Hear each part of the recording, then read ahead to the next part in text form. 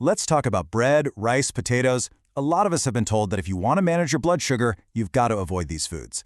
But let's be real, they're a huge part of how we eat all over the world. Cutting them out completely is just not realistic for most people. But here's the great news, you don't have to. In this explainer, we're going to break down exactly how you can eat your favorite carbs without sending your blood sugar on a crazy ride. I mean, this is the classic dilemma, isn't it? It feels like you're constantly stuck between the food you actually enjoy and trying to stay healthy. It can make every single meal feel like you're navigating a minefield. But what if that whole choice was a false one? What if I told you that science actually gives us some really powerful, really practical ways to have your cake or bread and eat it too? You just need the right toolkit. So let's open it up and see what's inside. All right, so here's our game plan. We'll kick things off with the carb conundrum, then we'll dive into 6 awesome tools for your toolkit.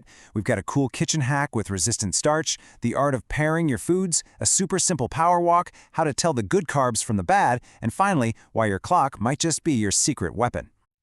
Okay, first things first, what's the actual problem we're trying to solve here? Well, most starches, things like bread and pasta, they break down into glucose, or sugar, really fast. This basically floods your system with sugar all at once, which causes that big spike. And when that happens over and over again, it can lead to worsening insulin resistance, and that's the root cause of so many issues. So let's get right into our first tool. And honestly, this one is a total game changer, especially if you're a fan of rice, potatoes, or pasta. It's all about creating something called resistant starch. And you are not going to believe how simple this is. It's a 3-step process. First, you cook your food just like you normally would. Second, you let it cool down in the fridge for about 24 hours. And third, you can reheat it when you're ready to eat. That simple cycle of cooking, cooling, and reheating literally changes the food's molecular structure. It's pretty incredible. So what's the magic here? Well, when you cool these starches, the molecules kind of rearrange themselves into a new structure, a resistant one. This new starch is tough for our body to digest. So instead of turning into a sugar rush, it travels all the way down to your large intestine, where it becomes a superfood for your good gut bacteria. And here's the kicker. When those bacteria are happy, they produce compounds that actually make your body more sensitive to insulin. It's a fantastic win-win. Now, the cooling trick is amazing, but you can also get these benefits just by eating more foods that are already naturally full of resistant starch. We're talking about things like beans, lentils, peas, and whole grains like oats and barley. They come pre-packed with the good stuff. Okay, our next strategy is a big one, and the rule is simple. Never eat your carbs naked. What I mean is that what you eat with your carbs can totally change how your body responds to them. Carbs should never go solo on your plate. I mean, just look at the difference here. It's striking, right? When you eat carbs all by themselves, you get that huge, sharp spike. But when you dress those same carbs up with some protein or healthy fat, or even just a splash of vinegar or lemon juice, the whole curve just flattens out. It becomes so much gentler. That's because fat and protein literally slow down how fast food leaves your stomach, which gives your body way more time to handle the incoming sugar. And get this, there's another layer to this strategy, the order you eat your food in. If you start your meal with, say, the bread basket, you're going to get a big spike. But if you eat your veggies and your protein first, and then have the bread at the end of the meal, your body absorbs that glucose so much more slowly. It's such a tiny change in behavior for a huge metabolic reward. And we're not talking about a tiny effect. One clinical trial looked at people with type 2 diabetes and found that when they ate protein and veggies before their carbs, they saw a 40% lower glucose response. 40%! Just by changing the order of the exact same meal. That is massive. All right, let's move on to our next tool. This one is all about letting your own body do some of the heavy lifting for you. And it really is as simple as taking a little walk right after you finish a meal. And the best part? It doesn't take much time at all.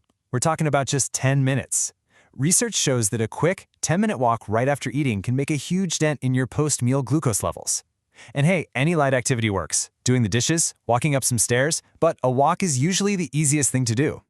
So how can something so simple be so powerful?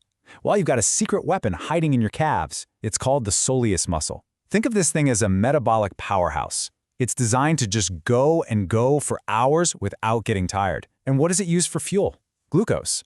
So when you take that walk, your soleus muscles literally start sucking sugar right out of your bloodstream to use as energy. They're like little sugar sponges, working for you right when you need the most. We hear all the time that carbs are bad. But that's a huge oversimplification. It's not about carbs themselves, it's about the type of carbs. And the biggest difference really comes down to how processed they are. I absolutely love this analogy. Think of it like building a fire. Highly processed carbs, like the flour and white bread or pastries, they're like kindling. You toss them on the fire and whoosh, you get a big, hot, fast flame that burns out really quickly. That's your blood sugar spike. But on the other hand, you have whole, high-fiber carbs like beans or steel-cut oats. Those are like logs on the fire. They burn slow and steady, giving you a much more stable, gentle release of energy. So, the main takeaway here is pretty straightforward. Try to choose carbs that are as close to their natural state as possible. The more fiber they have, the more intact they are, the better they're going to be for your blood sugar. Fiber is your best friend here. All right, let's get to our final strategy, and this one is all about timing. It turns out that when you eat can be just as important as what you eat, because our bodies run on a pretty strict internal clock. Yeah, our ability to handle glucose actually follows a daily rhythm. Our insulin sensitivity is at its absolute best in the morning. But as the day goes on, it gets progressively worse. By the time evening rolls around, our bodies are just not very good at processing a big carb-heavy meal. They're basically winding down for the night. And here's what makes it even trickier. Melatonin, the sleep hormone. As your melatonin levels rise at night to get you ready for bed, it actually sends a signal to your pancreas to produce less insulin. So at night, you're getting a double whammy. Your body's already less sensitive to insulin, and it's making less of it. That's just a terrible combination for a big meal. So the takeaway here is beautifully simple. Just give your body a break. Try to finish your last meal of the day at least 3 hours before you plan to go to bed. This gives your system enough time to process everything while it's still relatively efficient. So there you have it.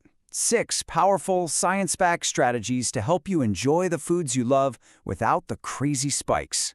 You can cool your starches, dress up your carbs, take a power walk, choose logs over kindling, and mind the clock. You have a full toolkit now, so the only question left is, which one of these tools are you going to use first?